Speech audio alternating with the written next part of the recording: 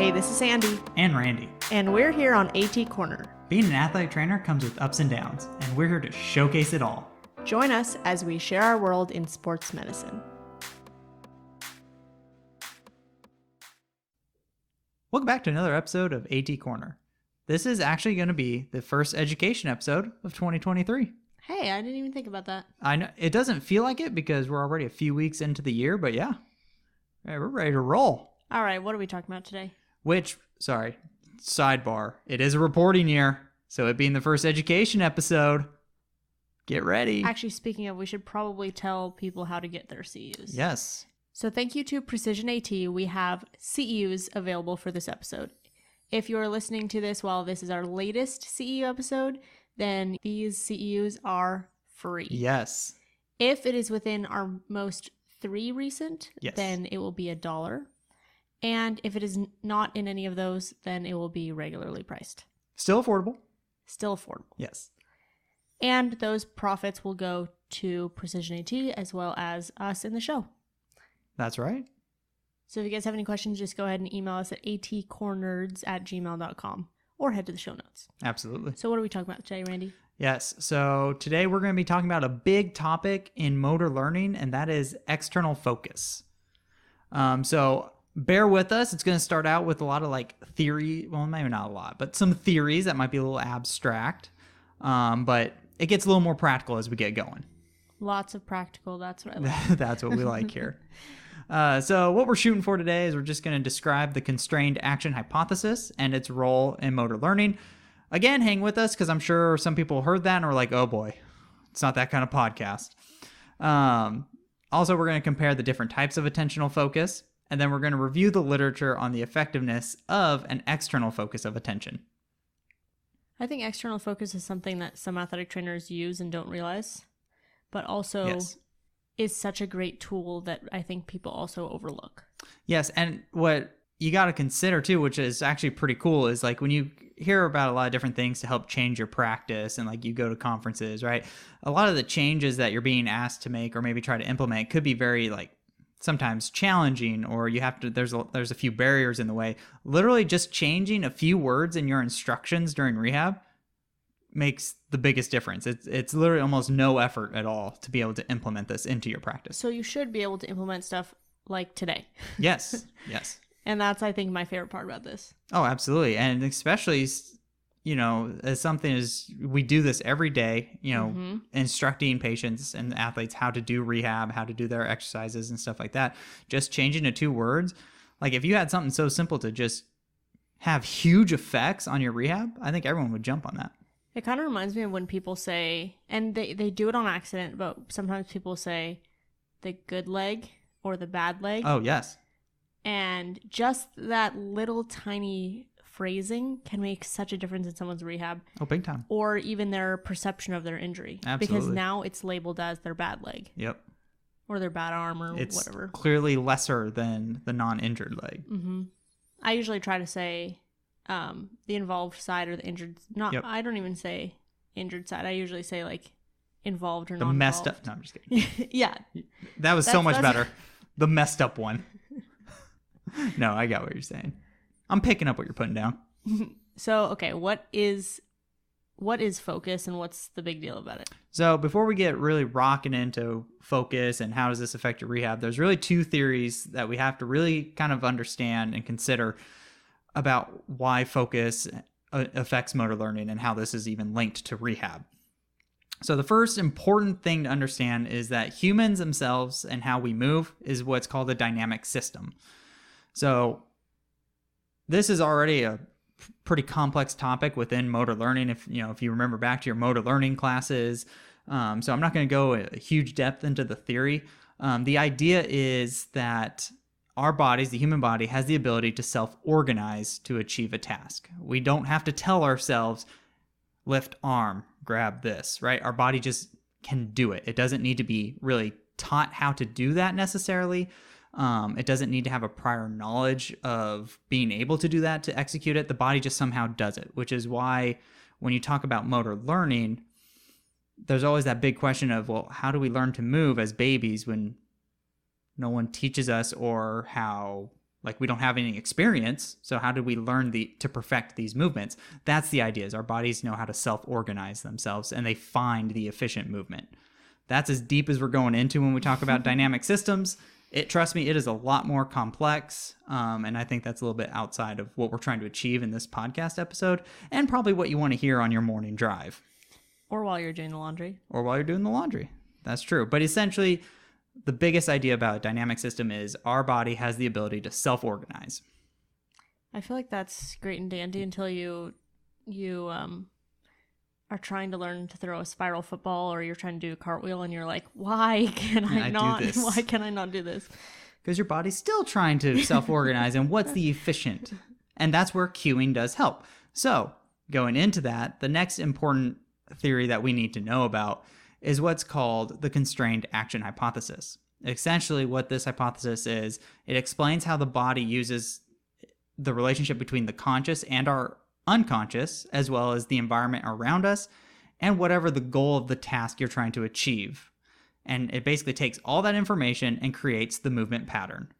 So again, it kind of ties into hey, our body knows how to self-organize and achieve the goal that it's trying to. But with this hypothesis, it's taking all the other information. How does that affect movement? So now, I know the next question everyone's thinking is, what does this even have to do with focus? What does this even have to do with focus? Yes, exactly. So there are going to be two types of focus we're going to talk about. One is internal focus. So what that is you're focusing on the body segment.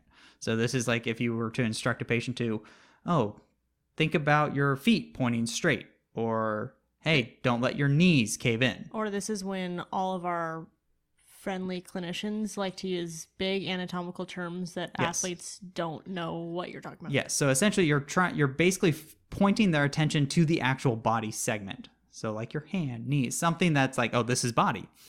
External focus is when we're talking about the effect of the movement or the environment. So this is like, hey, focus on this target, or focus on these markers, focus on jumping this far, stuff like that, right? You're basically taking it to whatever's outside in the environment.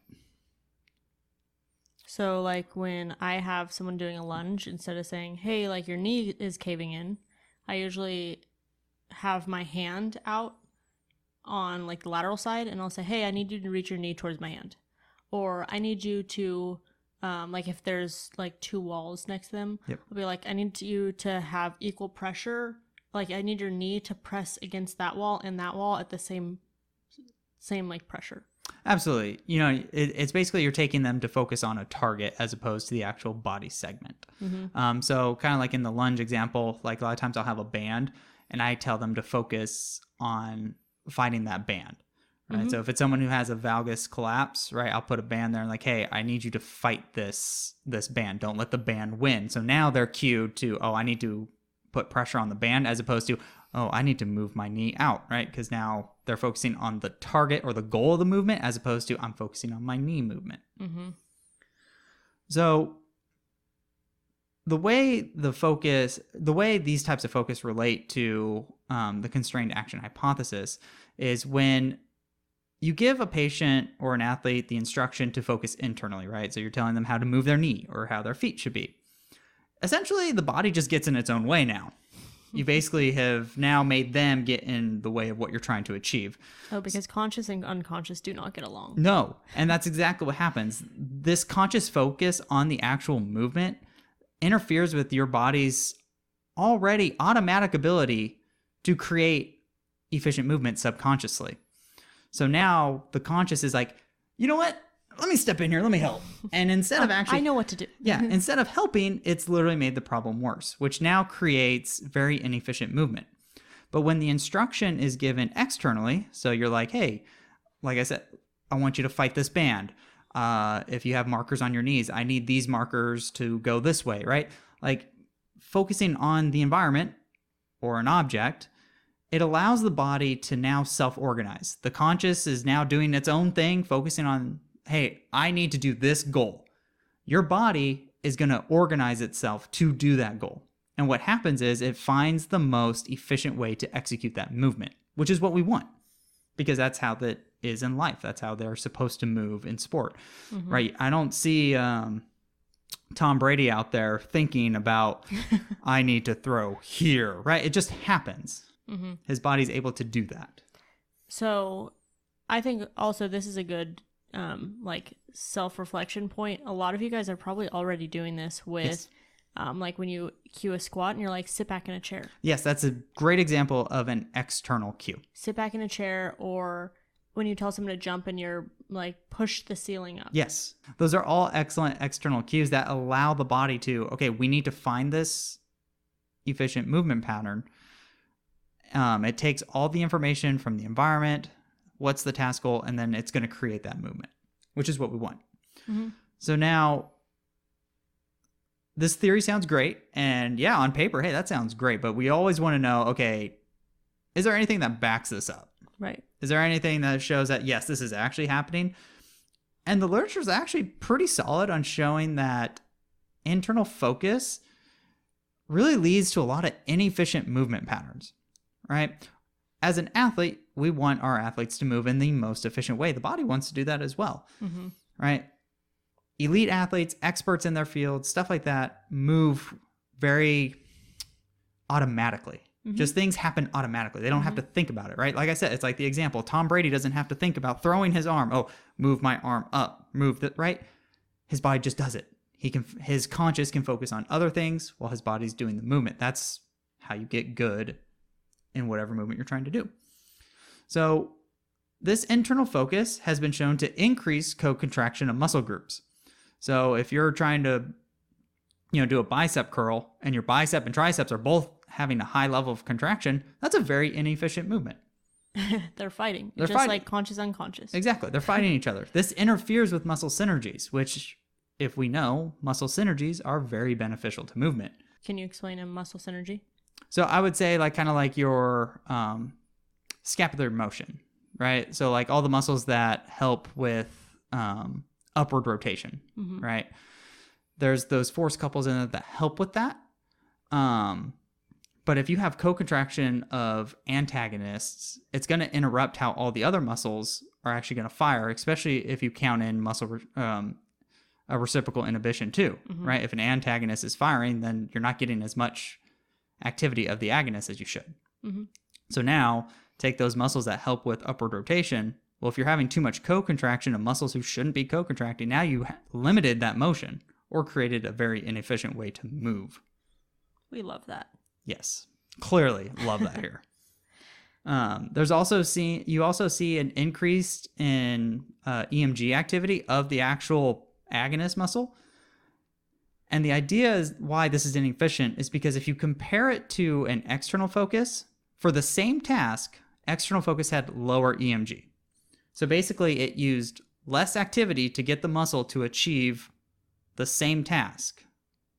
Why lower EMG? Is it just because it's more efficient, you're saying? Yes. Got it. So you need less activity to achieve the same goal with external cue, but the internal cue gave you, we upped how much signal is coming. That's very inefficient. You don't need that many nerves working. You don't need that many neurons firing. Mm-hmm. So it's taking up resources because now you're getting more muscle fibers to contract. You're taking away more fuel. You're just getting more tired. Exactly. We're going to lead right into that. And then also internal focus has been shown to affect the sensory feedback that actually goes into the brain.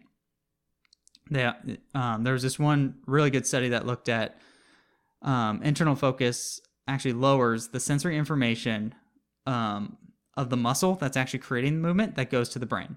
So essentially when you're doing movement, the body blocks out some of that sensory information from the muscle that's creating the movement. So say you're doing a bicep curl, the brain's going to block out some sensory information from the biceps because it already knows, it's already predicting some sensory information it knows it's going to get. Mm-hmm. So it's like, this is redundant information. I don't need to know about this.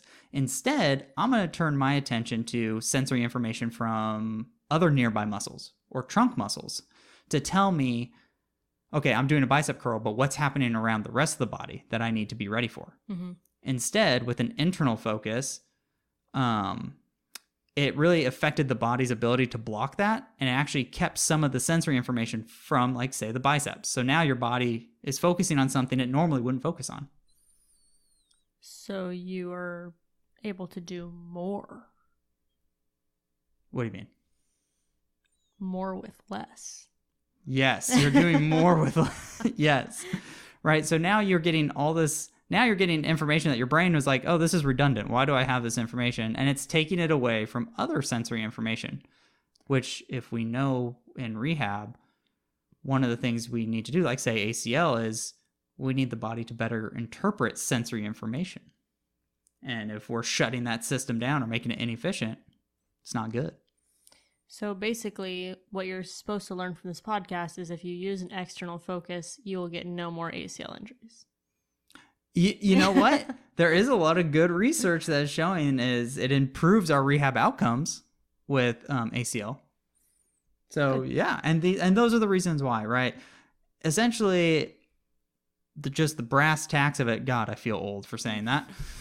The whole idea with an internal focus is it just really gets in the way. It doesn't let the body do what it wants to do, that it's automatically gonna do, and it just puts the conscious, interfering with itself, and it makes the movement very inefficient, and it does hurt performance. Essentially, your body knows what to do without you telling it what to do, and the more you tell it what to do, the more inefficient you become. Exactly. It's the same idea of like, any motor skill that we've tried to do, like any movement you've tried to do, right? If you start thinking about it too much, what happens? It's too many cooks in the kitchen. That's what it is. Exactly. Your performance is hurt. Your movements aren't smooth. They're very choppy. Or think about how many of your athletes have gotten in their head about something. Oh, 100%. Absolutely. And then all of a sudden they can't perform. Yes. So all those physiological things that internal focus has done, it actually does translate into how patients or athletes perform. So external focus has been shown to improve, bear with me on this list, jump height, jump distance, force production, muscle endurance, any accuracy task. So like they did like dart throwing, free throw shooting, right? It actually improves that. And sprint/agility. So a variety of tasks, external focus actually shows really good effects at improving those performances. And again, it goes back to your body being able to find the efficient way to do it, the optimal way to do it. One of the things I thought was interesting was that muscular endurance part, because, right, if you're getting inefficient EMG activity, you're firing more muscle fibers, you're using up all that fuel, you get tired faster. Yeah. That's kind of like what we said in the beginning. Yep, exactly. And this is also seen in the actual rehab aspect as well, right? Obviously, when we're trying to do rehab, right? We want to see improved force production. We want to see more muscular endurance, sprinting and agility ability, right? We want to improve that, especially in long-term rehabs, right? Like, again, the biggest example and the biggest area that external focus has been applied is that ACL reconstruction and that ACL rehab, right? All those things you want to try to improve. And external focus has actually been shown to improve the kinematics and kinetics associated with injury risk, right? So the movement patterns associated with, like, say, an ACL injury, right? That dynamic knee valgus. External focus, when you're cued for, whatever the task is, if you're given an external cue, has been shown to actually improve that kinematic or the kinetics, right? So now, like, say, one of the things is landing too stiff from a jump, right? That's viewed as an ACL risk. And having an external focus has actually been shown to actually lower that, stiff landing. You can land smoother. There's a variety of ways you can have this applied. Do you think that it actually has to do with the fact that you're thinking about your body moving as one instead of one part of your body moving at a time? Because you can't think of all parts of your body moving at the same time. Exactly. It's your body's ability to self-organize to all the other segments. So now your body's taking in all the information that it's being given from all the body segments and doing whatever the movement goal is. Right? So the idea is, so in a stiff landing, right, the common cue is, land softly, right? Great, thanks. Don't make as much noise when you land, right? Uh-huh. So now the patient or the athlete's like, okay, that's my goal. They do the task. Their body's now going to self-organize. Okay, how can I land softly? the body does it. Mm-hmm. Right? So you're right. It's basically integrating all these other body segments to create that movement. Mm-hmm. Whereas if you told them, okay, when you land from the jump, I need you to bend your knees more. Now their body's so focused on, okay, I need the movement at my knees. It takes away all the other options that the body has because now your body's so focused on the knees. Yeah. Have you seen an athlete after you tell them that? Yes. It looks like they don't know how to land anymore. Exactly. Right. And some of that, again, goes back to that constrained action hypothesis. You're basically limiting what is termed the degrees of freedom, which is basically just saying all the options that your body has to use to create movement. And now, instead of having 500,000 ways to execute that movement, you basically narrowed it down to you have one way to execute that movement. Your body doesn't like being told one thing to do. It likes options. It likes to use a lot of options. And I think that's one thing that when people think about movement, people think having variable movement, so not consistent movement. I think it used to be viewed as that's a bad thing. Like you need to move. There's only one right way to move. That's not true. Actually, having your body having like many different ways to execute a goal is actually good. Mm-hmm. Because if you think about it, if you do one thing over, that sounds like an overuse injury. Exactly, that's an overuse injury. But if you add more variability, also, your podcast app is not broken by me saying over so many times. I did that on purpose, right? But if you do one thing over and over again, what happens? There's a breakdown. Mm-hmm. But if you do something that's a similar task 500 different ways, you're less likely to get injured.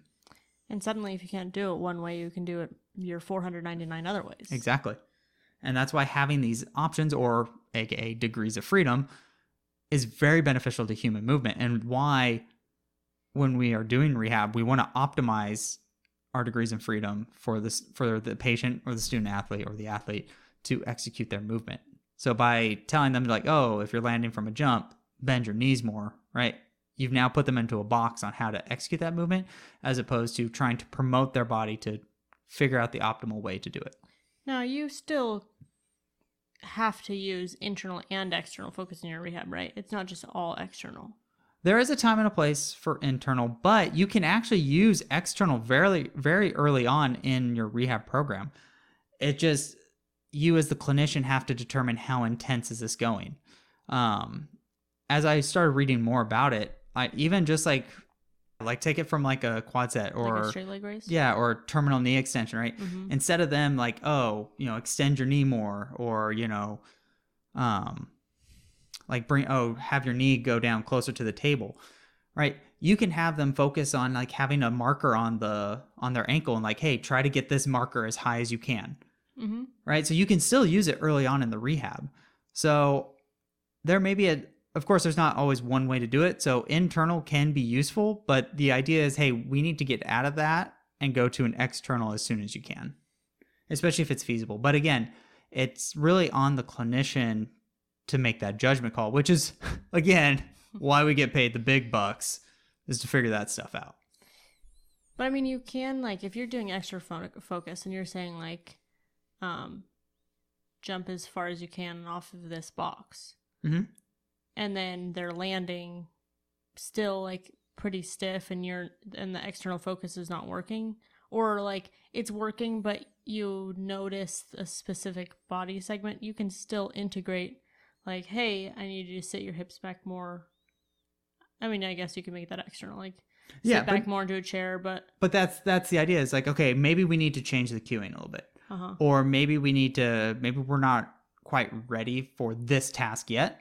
Let's do these other tasks, because then you can relate it back to whatever exercise they're doing. So like a big thing in external is analogies. So I want you to sit back like you're sitting in a chair, right? So you can use stuff like that. And it could be the same idea as like, okay, you had them doing squats, right? Which if you're landing from a jump and you're trying to land softly, right? You basically are going into a squat, right? You can link it back to that. Hey, remember when we were doing that squat exercise, right? I needed you to sit back in a chair. That's what we need to do here. Right. So yeah, like you said, you could still kind of try try to reword it to keep it external. But at some point, yes, internal might be necessary, but the idea is, hey, let's not try and stay in that too long. All right, let's try and revert our focus back to the external because it is more beneficial in the actual movement. And it's actually more beneficial in the retention of these skills. So the idea in when we do rehab is, right, whatever we do in the clinic, we are hoping stays with them when they become it, when they're back on the field, back on the court, doing their sport. Mm-hmm. Right, we're hoping they're moving like the way we rehab them to prevent injury and keep them safe. Right. With an external focus, they're actually able to retain the skills that they learned in their rehab more than an internal focus. The reason for this is because by using external, we have promoted them using the environment around them. We've promoted them to be able to think about movement subconsciously as opposed to conscious movement, which when you go back in sport, again, Tom Brady's not thinking, hey, here's how I move my arm to throw a ball. He needs to think about, who am I throwing the ball to? What's the play? Why is this 300-pound lineman coming at me so fast? Thanks, O-line. Thanks, O-line. Right, he has all those other things to think about that he can't consciously think of the movement, which if we do that in rehab, like if we're telling our ACL patients to internally think of how they move, that could be why, they're saying that's why there's a link, or one of the reasons why there's such a high re-injury risk. It's going to be hard to translate to their actual everyday life and sport. Exactly. So that's why external is viewed as being superior, because you get that retention. So do you have more examples of this? Of how to do external? Mm-hmm. That's actually going to be the bonus content. So how do you get bonus content? So the bonus content is actually in the CEU link. So when you go in to get your CEUs, there'll also be a link there to actually get the bonus content. Which will also be extra CEUs. So if this one's half a credit of CEU, that one will probably be, 0.25? Yes. So then this episode could be worth 0.75. Hey. Right.